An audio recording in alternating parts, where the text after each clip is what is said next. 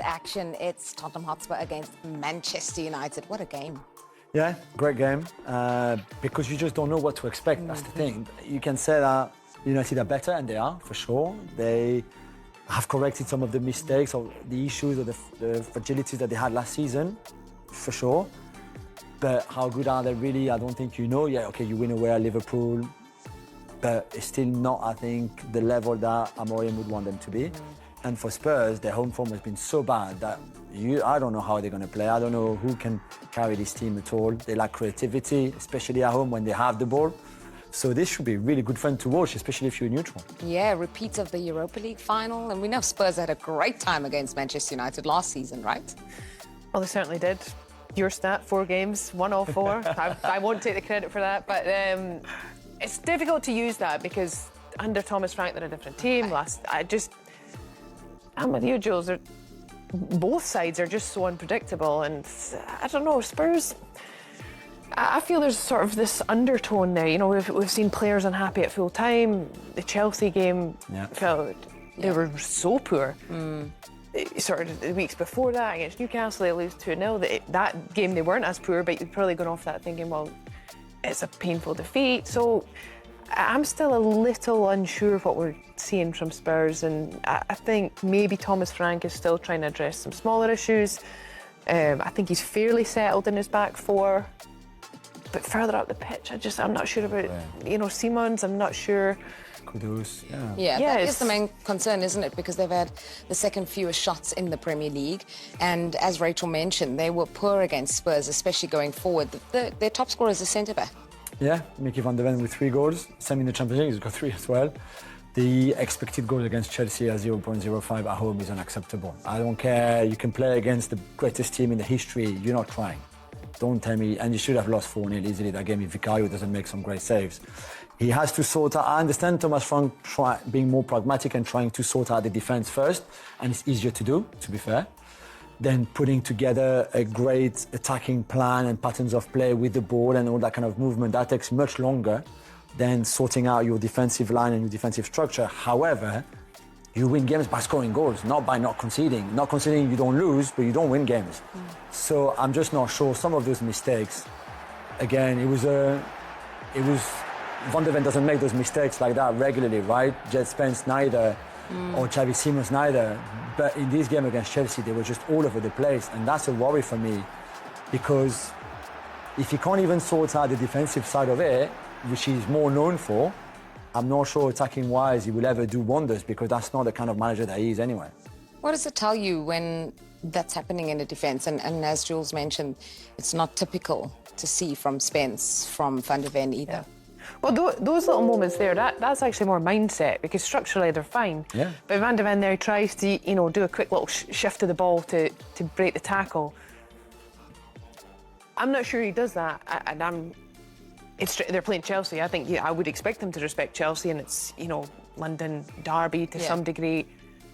You can choose in those moments to be like, I'm just going to put my foot firm through this. And there's moments where you do that, and it's not a reflection of whether you're one of these tough centre-backs, whether you're a nice football-playing centre-back. There are just moments where it's like, do you know what? It's actually better we just deal with this and we'll get the ball that's more of like a mindset, going into the game. And I think those are mistakes that altogether, because in the Premier League, teams will take those chances. Any Premier League team, even teams at the bottom half will score those chances if you give them.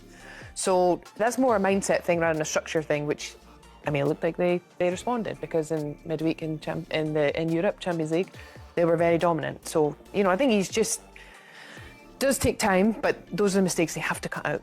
Yeah, and you're saying there you cannot afford to give attacking players that kind of space and make those mistakes. They're coming up against the Player of the Month for October in Manchester United's Brian Mbeumo, who will take advantage. Yeah, and Cunha as well, and Sesko, whoever plays in that front three for United, there's different combination. I think Ruben Amorim loves Mason Mount, because the problem if you have Sesko and Cunha and Bruno a bit deeper and Mbeumo, they all want to shoot. There's one ball. You can't all have 5 shots in the game. This is not possible. Mount is a much more unselfish player in that sense, where he will bring fluidity to your attacking game. The others, it's a bit more difficult because they have to share that ball and the shot.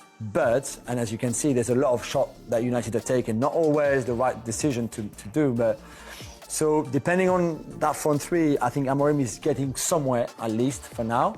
Let's see against a good Spurs team. You would expect Spurs to be up for this more than against Chelsea, especially after the win against Copenhagen.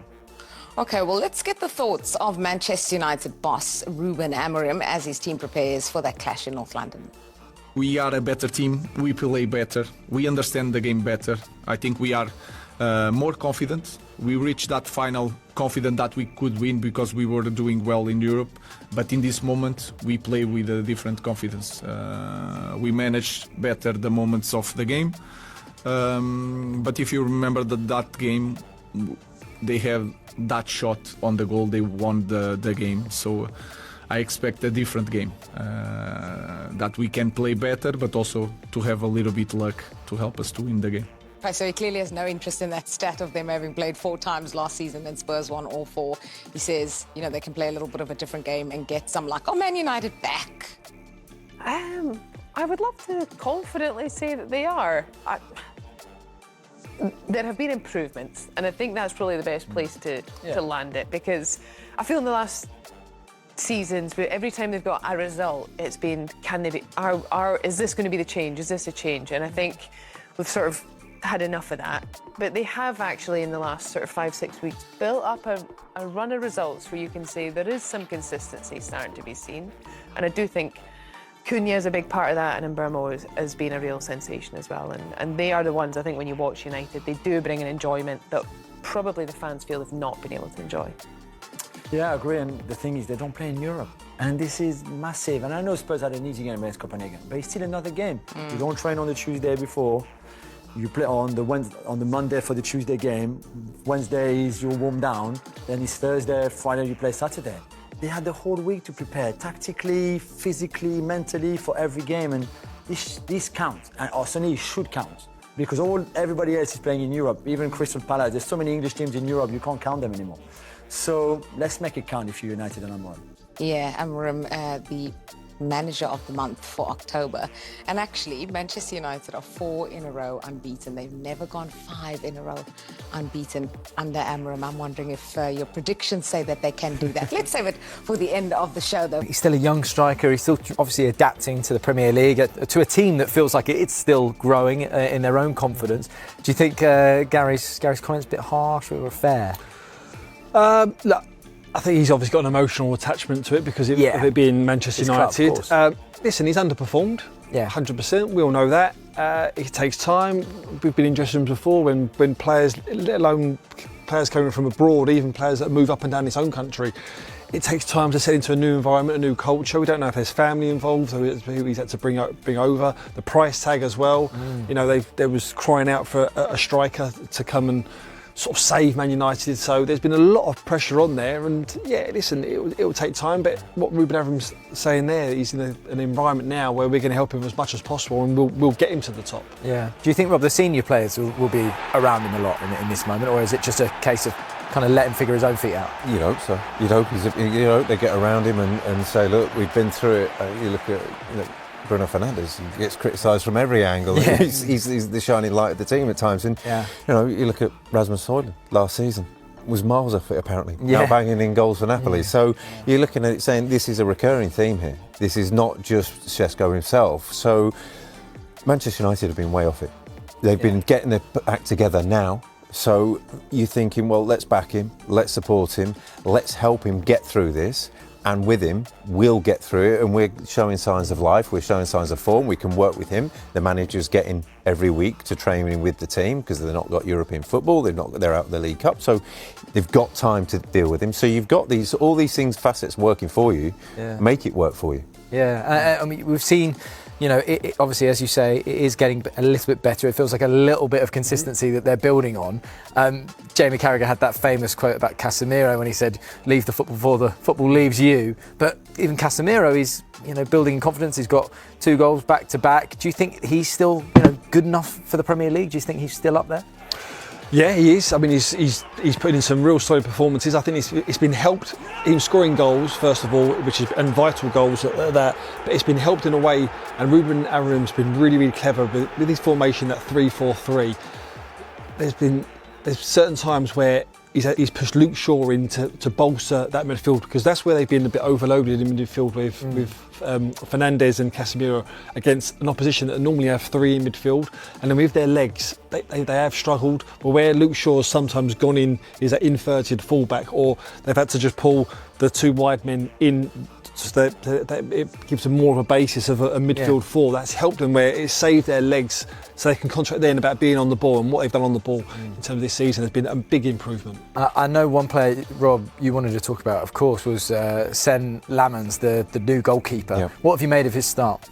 Well, it's been really promising, but you could say it's come from such a low bar from a Manchester United perspective. You look at his debut, he came for balls and claimed crosses, and was greeted by cheers as though they'd won the Champions League or something like that. But what they had was well, this was where they were. And you go back to David De Gea when he first came in and he got beaten up. And you've got a guy who had the confidence and coming for balls and coming for crosses, and I think from there you're coming from a basis of A, competence, but then B, sort of real assuredness that what the manager wants, especially at a club like that, is to say, look at his goalkeeper and go, that's taken care of.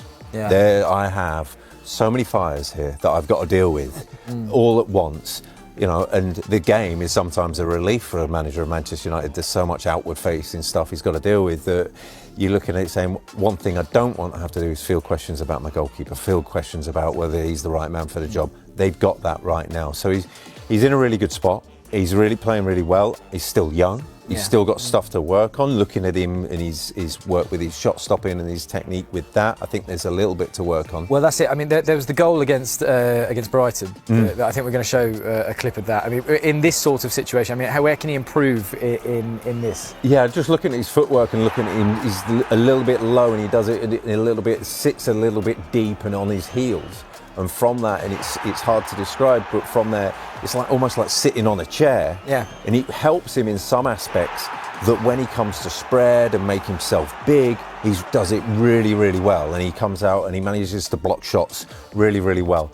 But in the aspects like this, you're looking at it thinking, he's not just quite getting into his full dive, his full triple extension through his ankle, his knees, his hips. You're looking at that. That's where you fully get your power from. It's because he's sat a little bit deep and he's a little bit on his heels. Then he's saying it's really hard to get your footwork in to then explode into a dive. And you're just looking at something like that. You say he's got time.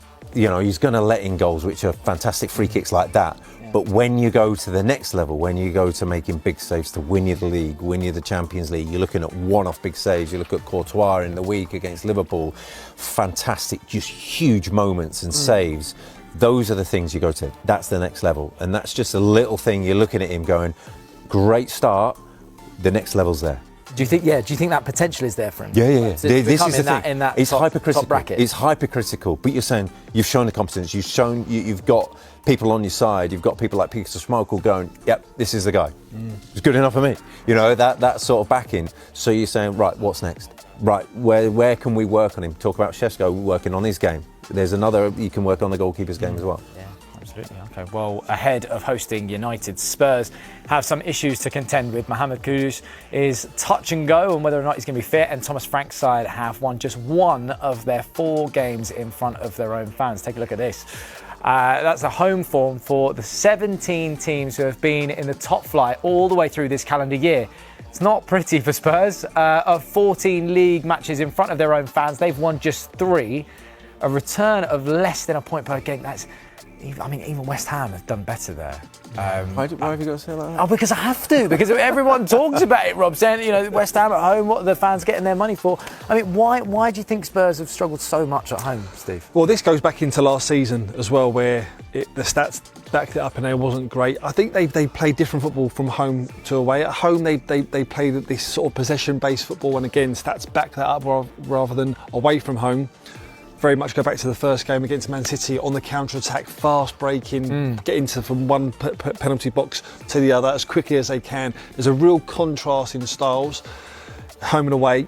Then when you look at them at home, if they're trying to play this possession-based football and they've got Bentancur and Paulinho in the middle of the park, 2 sort of ball winners, robust, getting the ball back, they've just missed that spark of a real cutting-edge maverick that can just split sort of teams apart. They've had injuries as well, and they're missing them calibre of player. But that's the gist of why they're poor home and away. That's what. Oh, at the Tottenham